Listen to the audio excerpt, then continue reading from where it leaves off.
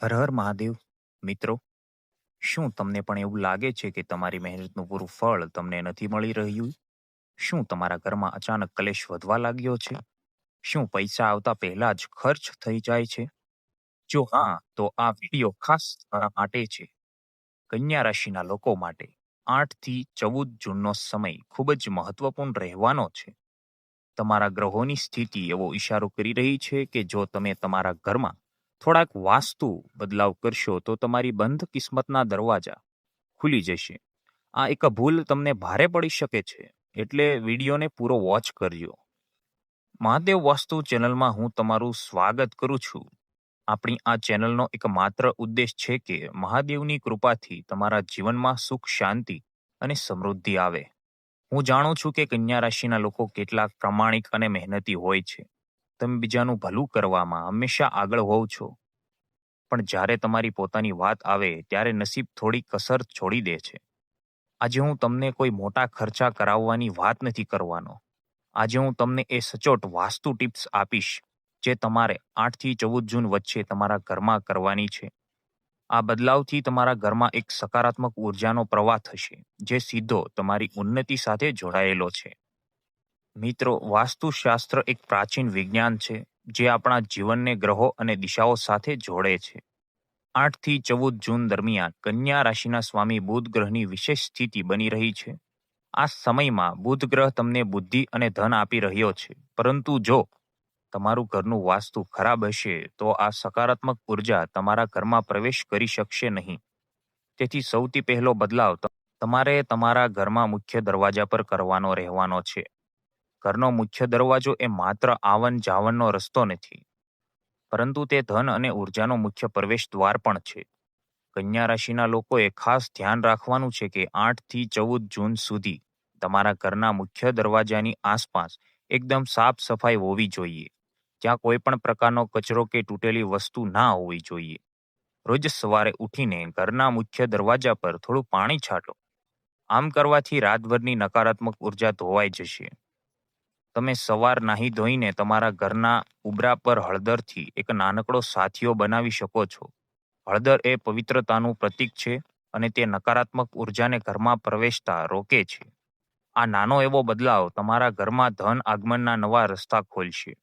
મિત્રો, આગળ વધતા પહેલા મારી તમને એક નાની એવી વિનંતી છે.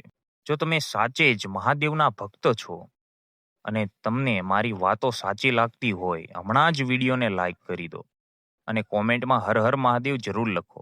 તમારી એક કોમેન્ટથી મને ખૂબ પ્રેરણા મળે છે. હવે વાત કરીએ બીજા બદલાવની. આ બદલાવ તમારા ઘરના ઈશાન ખૂણા એટલે કે ઉત્તર પૂર્વ દિશામાં કરવાનો છે. ઈશાન ખૂણો એ દેવતાઓનો ખૂણો માનવામાં આવે છે.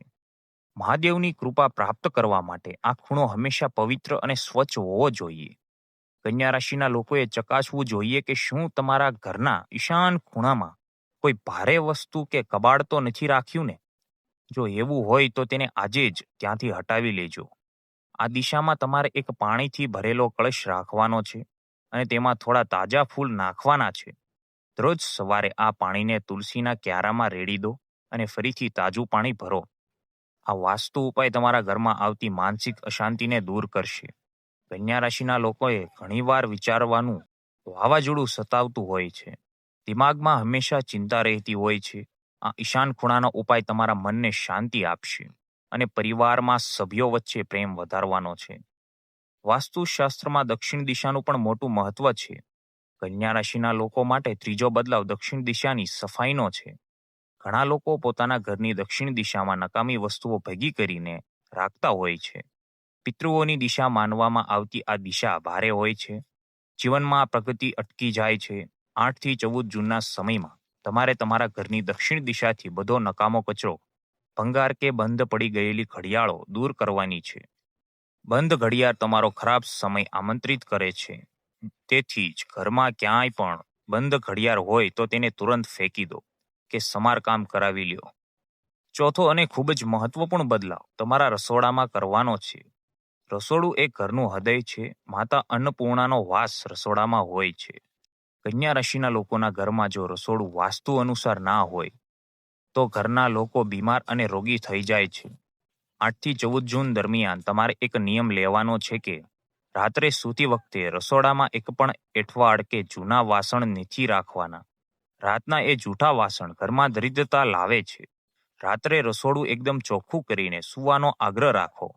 તેમજ રસોડામાં પાણીના પરિંડા પાસે રાત્રે એક નાનો દીવો પ્રગટાવો.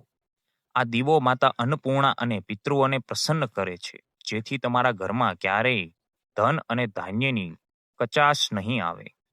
કન્યા રાશિના મિત્રો, તમે પોતાના પરિવાર માટે જેટલો ભોગ આપો છો તેટલો ભાગ્યે જ કોઈ બીજી રાશિના લોકો આપતા હશે. પણ તમે એક વાત નોંધ કરી હશે કે તમારી કદર ઓછી થાય છે. લોકો તમારા વગર ચાલી પણ નથી શકતા અને તમારી સાથે રહીને તમને ચીડવે પણ છે. આવા સમયમાં ઘરનું વાતાવરણ શાંત રાખવું ખૂબ જરૂરી છે. વાસ્તુશાસ્ત્રમાં રંગનું પણ ખૂબ મહત્વ છે, તેથી પાંચમો બદલાવ રંગને લગતો છે. તમારા ઘરમાં જે ઓરડામાં તમે સૌથી વધારે સમય વિતાવતા હોવ ત્યાં લાલ કે ઘાટા રંગના પડદા હોય તો તેને થોડા દિવસ માટે બદલીને આછા લીલા કે સફેદ રંગના પડદા લગાવી દો. કન્યા રાશિનો સ્વામી બુધ છે અને લીલો રંગ બુધ ગ્રહને બળવાન કરે છે. આ રંગના પડદા તમારા ઓરડામાં સકારાત્મક ઉર્જાનો પ્રવાહ વધારે છે અને તમને આંતરિક શાંતિ આપે છે. ઘરના વાસ્તુમાં આકાશ તત્વનું પણ મોટું યોગદાન છે. 8 થી 14 જૂન વચ્ચે એક ખાસ વાતનું ધ્યાન રાખજો કે તમારા ઘરના આંગણામાં કે બાલ્કનીમાં પક્ષીઓ માટે પાણી અને ચણ જરૂર મૂકજો. જ્યારે પક્ષીઓ તમારા ઘર આંગણે આવીને દાણા ચૂંકશે ત્યારે તેઓ તમારા ઘરની નકારાત્મક ઉર્જા પોતાની સાથે લઈ જશે. પક્ષીઓનો કલરવ ઘરમાં સુખ શાંતિ લાવશે. ખાસ કરીને કન્યા રાશિના લોકો માટે આ ઉપાય ચમત્કારિક પરિણામ આપે છે. આ નાના બદલાવથી તમારા અટકેલા કામ ફરીથી શરૂ થઈ જશે. વાસ્તુ વિજ્ઞાન અનુસાર ઘરમાં પાણીનો પ્રવાહ કઈ દિશામાં છે તે પણ વ્યક્તિની આર્થિક સ્થિતિ પર અસર કરે છે. કન્યા રાશિના લોકો માટે આ છઠ્ઠો બદલાવ છે. તમારા ઘરમાં જો પાણીનો નળ ટપકતો હોય તો તેને તુરંત ઠીક કરાવી લેજો. ટપકતો નળ એ ધન હાનિનું સૂચક પ્રતીક છે. જ્યારે પાણી કારણ વગર વહેતું ચાલી રહે છે ત્યારે ઘરમાંથી લક્ષ્મી પણ ચાલ્યા જાય છે. આ 8 થી 14 જૂનની વચ્ચે આ વિશેષ સમયમાં તમારે ચકાસવું પડશે કે રસોડામાં કે બાથરૂમમાં કોઈ નળ ખરાબ તો નથી ને. આ બદલાવથી તમારી બચતમાં વધારો થશે અને જે પૈસા આવતા સાથે જ ખર્ચ થઈ જાય તે અટકી જશે. સાતમો મહત્વપૂર્ણ બદલાવ પૂજા ઘર સાથે જોડાયેલો છે. કન્યા રાશિના જાતકોએ પોતાના ઘર મંદિરમાં મહાદેવની સ્થાપના એવી રીતે કરવી જોઈએ કે ઊંચી જગ્યા પર થોડું પાણી છલકાતું રહે. પૂજા ઘર હંમેશા ઉત્તર પૂર્વ એટલે કે ઈશાન ખૂણામાં જ હોવું જોઈએ. જો તમારું મંદિર દક્ષિણ દિશામાં હશે તો તમને પૂજાનું ફળ પૂરેપૂરું નહીં મળે.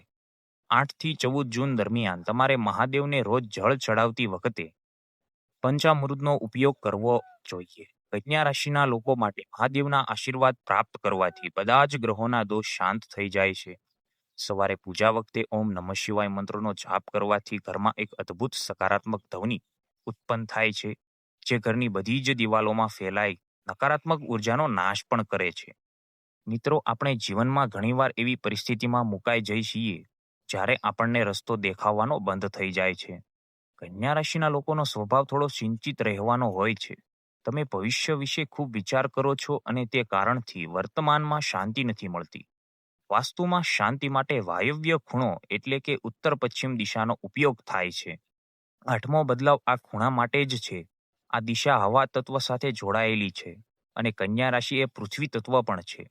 8 થી 14 જૂન દરમિયાન તમારે આ દિશામાં એક નાનો સફેદ બલ્બ લગાવવાનો રહેવાનો છે અને તેને રોજ સૂતી વખતે થોડીવાર ચાલુ રાખવાનો છે. આમ કરવાથી તમારા વિચારોમાં સ્પષ્ટતા આવશે. તમને ખબર પડશે કે તમારે જીવનમાં આખરે શું કરવું અને શું નથી કરવું. માનસિક તણાવ ઘટી જશે અને તમારા નિર્ણય લેવાની ક્ષમતામાં, તમારી કેપેસિટીમાં વધારો આવવાનો છે. હવે હું તમને મહાદેવ વાસ્તુનો એક ચમત્કારિક ઉપાય બતાવવા જઈ રહ્યો છું, જે ખાસ કન્યા રાશિના લોકો માટે આ જૂન મહિનાના બીજા અઠવાડિયામાં 8 થી 14 જૂન વચ્ચે જે સોમવાર આવે તે દિવસે તમારે સવારે જલ્દી ઉઠીને એક તાંબાના લોટામાં પાણી ભરવાનું છે. તેમાં થોડા કાચા ચોખા અને લીલા મગ નાખવાના રહે છે. આ જળ લઈને તમારે શિવ મંદિર જવાનું છે. શિવલિંગ પર આ જળ ચડાવતી વખતે પોતાની મનોકામના મહાદેવને કહેવાની છે. લીલા મગ એ બુધ ગ્રહનું પ્રતીક છે અને ચોખા એ ચંદ્રનું પ્રતીક છે. આ ઉપાયથી તમારા મનની શાંતિ પણ મળશે અને ધંધો રોજગારમાં વિકાસ પણ થશે. આ ઉપાય કરવાથી તમારા વાસ્તુ દોષ પણ દબે પગલે ઘટવા લાગશે. ઘરની આંતરિક સજાવટમાં પણ થોડા ફેરફાર લાવવા જરૂરી છે. વાસ્તુશાસ્ત્ર એવું કહે છે કે ઘરની દિવાલો પર હંમેશા ખુશી આપે તેવા ચિત્રો લગાવવા જોઈએ. કન્યા રાશિના લોકોએ 8 થી 14 જૂન વચ્ચે પોતાના ઘરમાં જે દિવાલ દક્ષિણ દિશામાં આવતી હોય ત્યાં કોઈ રોતા બાળકોનું કે યુદ્ધનું ચિત્ર લગાવવું હોય તો તેને તુરંત હટાવી દેવું. તેની જગ્યાએ મહાદેવનો સૌમ્ય અવતાર દર્શાવતી તસવીર કે હસતું બાળક કે કુદરતી દ્રશ્ય લગાવવું. આ નાના નાના લગતા ફેરફારો વાસ્તુશાસ્ત્રમાં ખૂબ મોટો પ્રભાવ પાડે છે. દ્રશ્ય આપણા અવચેતન મન પર અસર કરે છે. જ્યારે તમે રોજ સવારે ઉઠીને સકારાત્મક ચિત્રો જોશો ત્યારે તમારો આખો દિવસ ઉત્સાહથી ભરપૂર રહેશે. જીવનમાં સમૃદ્ધિ લાવવા માટે ઘરનું અગ્નિ તત્વ સંતુલિત હોવું ખૂબ જરૂરી છે. અગ્નિ ખૂણો એટલે કે દક્ષિણ પૂર્વ દિશા. કન્યા રાશિના લોકો માટે અગ્નિ ખૂણાનું સંતુલન જાળવવું થોડું અઘરું હોય છે, કારણ કે તેઓ પૃથ્વી તત્વની રાશિ છે. 8 થી 14 જૂન દરમિયાન તમારે એક નિયમ બનાવવો પડશે કે ઘરનો અગ્નિ ખૂણો હંમેશા સ્વચ્છ રહે. ત્યાં પાણીની ટાંકી કે વોશ બેસીને ના હોવું જોઈએ.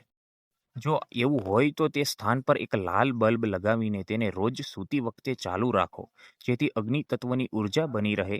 આ ફેરફારથી તમારી આર્થિક સ્થિતિમાં અચાનક સુધારો આવશે અને અટકેલા પૈસો પાછો મળવાની શક્યતા વધી જાય છે. મિત્રો, આ બધું વાસ્તુ ઉપાયો કોઈ જાદુ નથી, પરંતુ આ વસ્તુ એક વિજ્ઞાન છે. ઉર્જાનો પ્રવાહ જ્યારે સાચી દિશામાં વહે છે ત્યારે માણસનું દિમાગ શાંત રહે છે. શાંત દિમાગથી લીધેલો નિર્ણયો હંમેશા સફળતા અપાવે છે. કન્યા રાશિના લોકોમાં તો પહેલેથી જ ઘણી બુદ્ધિ હોય છે, માત્ર જરૂર છે તે દિશા સાચી હોવાની.